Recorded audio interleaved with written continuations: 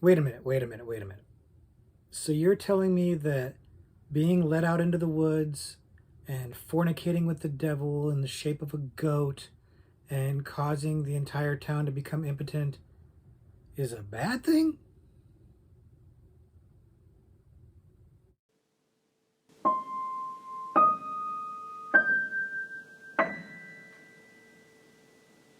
Hello, everybody, and welcome back to the Horror Movie Syllabus. My name is Professor Victor, and I'll be your host as we go through all of the essential, noteworthy, interesting, and notorious modern horror films. If you're new to the channel, I recommend you check out our new and updated introduction video. There's a link to it in the description below, and it's going to give you a good sense of what the horror movie syllabus is all about and how we take a particular subgenre of horror. We look at 3 movies from that subgenre. But today is our Is It Syllabus-Worthy series, where I take a movie recommendation, a horror movie recommendation from you guys in the comments, and I watch it for the very first time, and I let you guys know what I think. I take a look and say, what did I like about it? What did I not like about it? But ultimately, is it syllabus worthy? Is it good enough to make it onto the horror movie syllabus? Today's selection is a movie called Mark of the Devil. And the recommendation came from new friend of the channel, Chris Price, who recommended it in our religion video, going back a bit to the religion video. And Chris didn't give us a whole lot to go on in terms of what the movie was about. So I didn't have a whole lot of knowledge. I did have to figure out that it was from 1970 to make sure I had the right one, because it seemed like it was kind of similarly named to a lot of other things, which sometimes happens with these. But I didn't want to watch a trailer. I didn't want to read anything about it. I didn't want to know. I wanted to go in as blind as I could and just let it wash over me and see what happened. And have my experience be as untainted and as fresh as I could possibly make it. And that's what I did. I watched it without knowing anything about it, put it on, and did I like it? Did I hate it? Well, let's get into that right now. As I said, the movie that we're talking about today is Mark of the Devil. Mark of the Devil came out in 1970, and it felt very familiar to me when I was watching it. I felt like I was familiar with the material, even though I'd never seen the movie before. And that is by design, because the movie is heavily influenced, apparently, by Witchfinder General, which I am familiar with. I have seen before. And so the connection between the two makes sense. Me drawing that connection makes sense. It's by design, frankly. But if you haven't seen Mark of the Devil, the movie takes place during the witch trials, where the public at large is afraid of witches and witchcraft and, the devil polluting them and doing bad things to them. And it involves a witch finder who is a little bit corrupt. A young Udo Kier arrives, representing the state-run witch-finding task force to replace the local one. And there is some tension about that. Meanwhile, there is a young woman who is being accused of witchcraft who Udo Kier has feelings for, and hijinks abound, as they tend to do in movies like this, of course.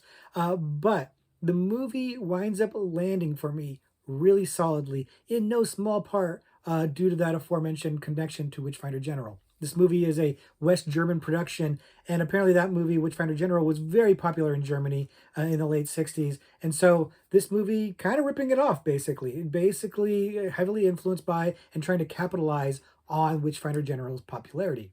And it worked. This movie was extremely popular in Germany, actually made more money there than Witchfinder General, which is interesting, and maybe kind of not too hard to figure out why, because the movie is more exploitation than historical docudrama.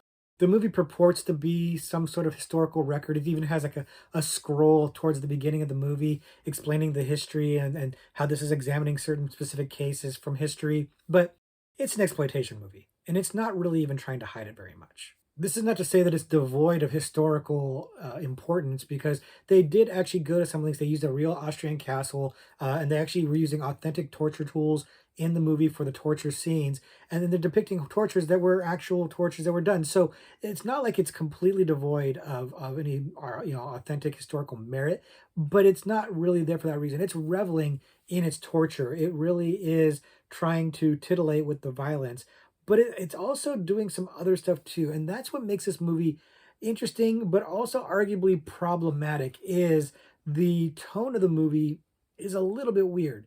And part of that is because of the music. The music that's used in this movie, by and large, feels out of place. It does not feel like a movie called Mark of the Devil, and it has this kind of romantic and uplifting music. I've seen a critic describe it as the sound of music, which is not a bad comparison actually. And so it doesn't always work. And it doesn't really exactly seem to be by design either. I feel like the movie is not super expertly made. It's got these weird musical choices, and even though some critics actually loved this off-putting, like incongruous music, I did not. It did not work for me at all. And then the gore effects in the torture scenes are a little dated by today's standards. Although I imagine in 1970 they looked pretty darn good, and some of them still look pretty darn good now. But they are dated. They're not as horrific and stomach turning as something more modern would be.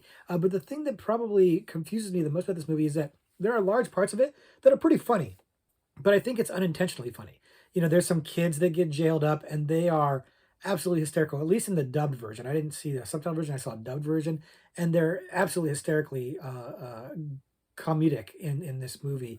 Their dialogue, it just doesn't, it just, they seem very chill, all things considered, and it's hilarious to me. The camera work is really strange. Some of the times they do these bizarre close-ups or these pans and stuff like that are a little bit strange. Like I said, the music is strange. Some of the dialogue or character motivations are very weird. And again, some of this might actually be intentional. Some of this might be trying to have a slight camp feel to it. But I think most of it's unintentional. And it doesn't mean it didn't work for me. Like, this was still funny and fun to me. Like, I wouldn't call the movie a comedy. I'm not saying that. But the funny moments didn't take me out of the drama. It just kind of added to it. It made it fun. I was having a good time with this. And that's kind of what I mean about the whole historical docudrama part of it. Is like they do give some lip service to the historical importance of this, but they never let it stop having fun. If you think of torture is fun, and I gotta admit, some of the torture is out of line here. There is sexual assault in this movie. There is some pretty graphic stuff, and again, knowing that some of it's realistic may be a bit problematic. There's a little bit of torture of a bunny in there, which didn't sit super well with me. So it's not all fun and games, but a lot of the comeuppance that you see does work for me. Although the ending is arguably not as satisfying as you maybe want it to be, but the movie, like I said, my review of it here is a little all over the map because the movie's a little all over the map, but never in a way that lost me or let me down. I was still having a good time. And that's a remarkable feat because from what I understand, the research I did after the fact, the producer and the director did not get along so well. The director is a man named Michael Armstrong, who I guess is an English director, and he's worked a bit, but I didn't really recognize much of what he had done. And apparently, Mark of the Devil is probably his most notorious or well-known film. But him and the producer weren't getting along so well. The producer actually went and recorded scenes on his own and inserted them into the movie, and so that might explain a little bit of why the tone is a little bit off, and like why some of the story seems a little off. I know he was trying to spice some things up. I'm not quite sure exactly which scenes he added, but it might explain a little bit why the movie's rhythm or tone feels a little bit off. But overall, the movie moves really well. It's an hour and a half long, and it doesn't feel paced poorly or anything like that. It's uh, it's definitely a good ride for me. Again, because I like Witchfinder General, and this movie is trying to be Witchfinder General. I was in for this. This is my kind of movie, accusations of witchcraft, torture, religious overtones. This is my kind of movie. But what really set it apart for me, what really, really worked for me was Udo Kier, because I am familiar with Udo Kier, of course, any horror fan should be, but I'm familiar with him as an older actor, very intense and intimidating and creepy. Young Udo Kier is hot. He's a sexy dude and he's got charisma. He's got some charm to him. He's got leading man good looks, and he's got this kind of cocky assuredness that really, really works in this movie. And I'm kind of shocked that he didn't go on to be more of a traditional leading man and became more of like the villainous and creepy bad guy kind of thing that I know him as. And maybe that was a choice of his. I'm not sure. Or maybe he did more leading man type stuff and I just haven't seen it yet because he's done like over 200 movies. But I was very pleasantly surprised how much Udo Kier wound up being a great protagonist. And I really, really liked him in this. And frankly, most everybody else in the movie is really, really good too. The guy playing the main Witchfinder, the stage Witchfinder is great. The local Witchfinder, who's kind of a jerk, well, frankly, a lot of people are jerks in this movie, but he's really good. The only one I really quibbled with, aside from the kids in jail, because they're kids, the only other one I quibbled with performance wise is the lead woman, whose the actor's name escapes me right now.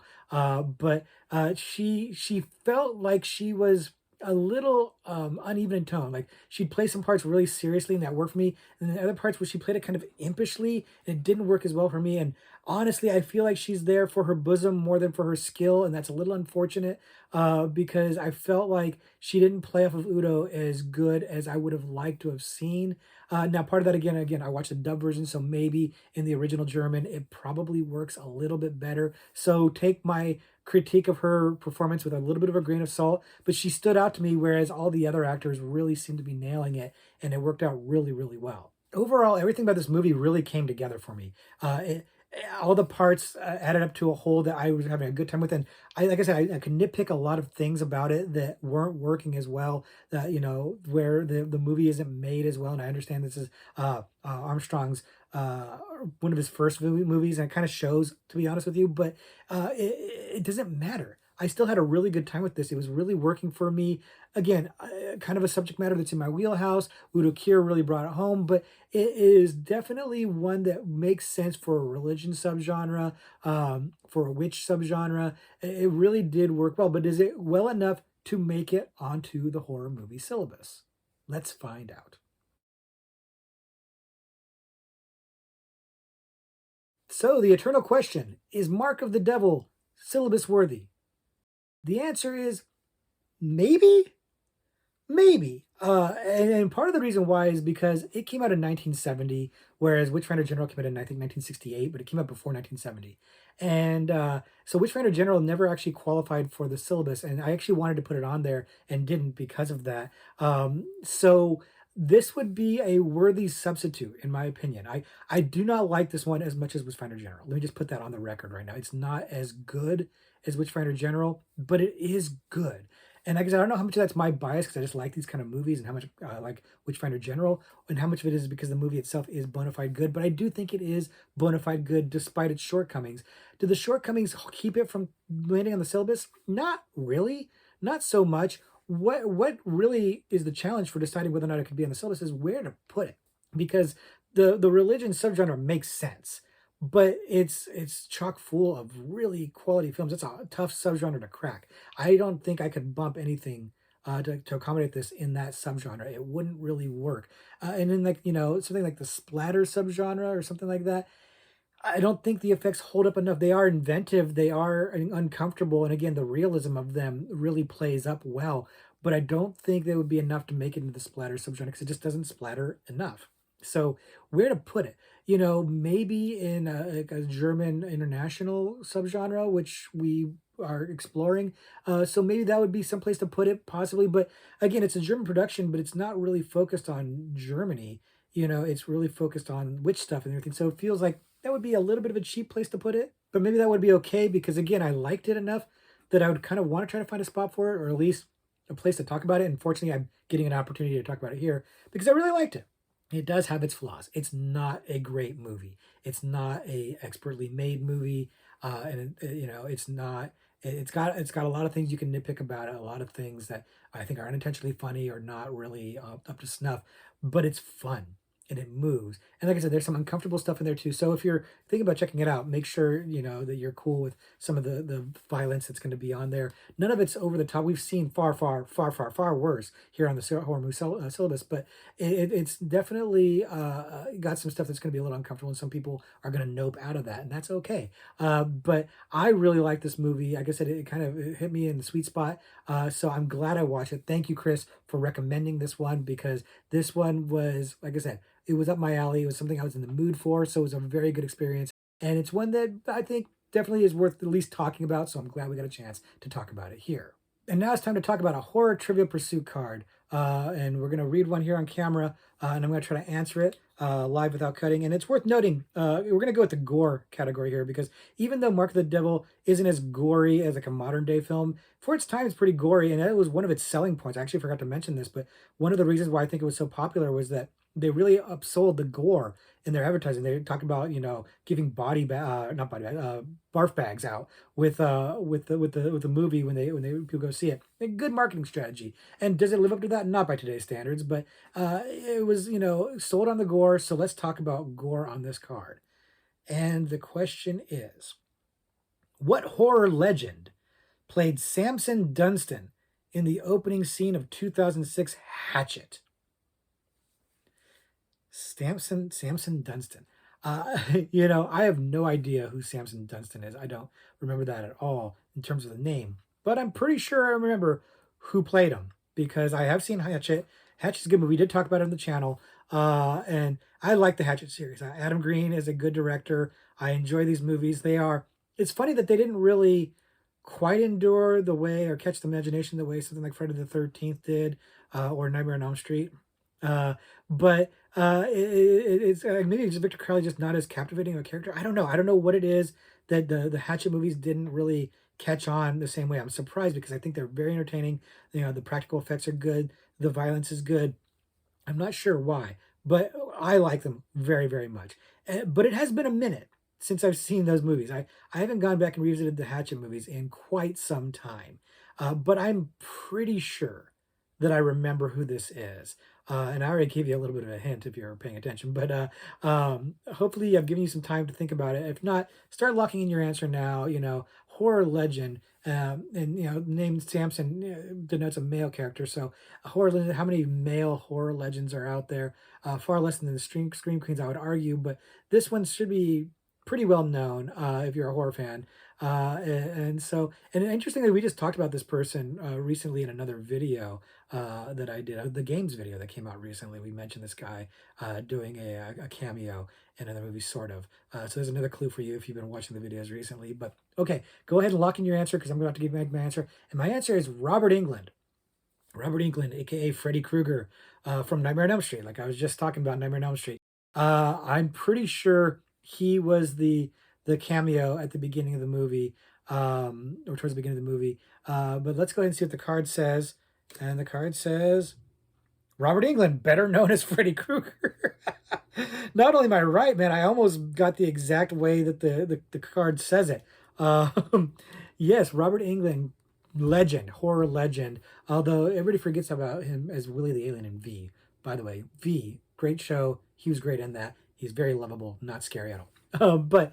Yeah, did you guys get that one right? Because like I said, I hadn't seen Hatch in a while, but I remembered him being in it, and so that was my best guess. And I felt pretty confident about that one. I felt really good about that one. So I got it today. If you didn't get it right, let me know what your wrong answers were, because I enjoy that. But hopefully you are, maybe willing to check out Mark of the Devil if you haven't seen it, because it definitely warrants some eyeballs on it. And if you do check it out, let's continue the conversation in the comments down below, because it was new to me. If it's new to you too, we probably have a lot to talk about. But until next week, when we look at something completely different, I'll just say class dismissed.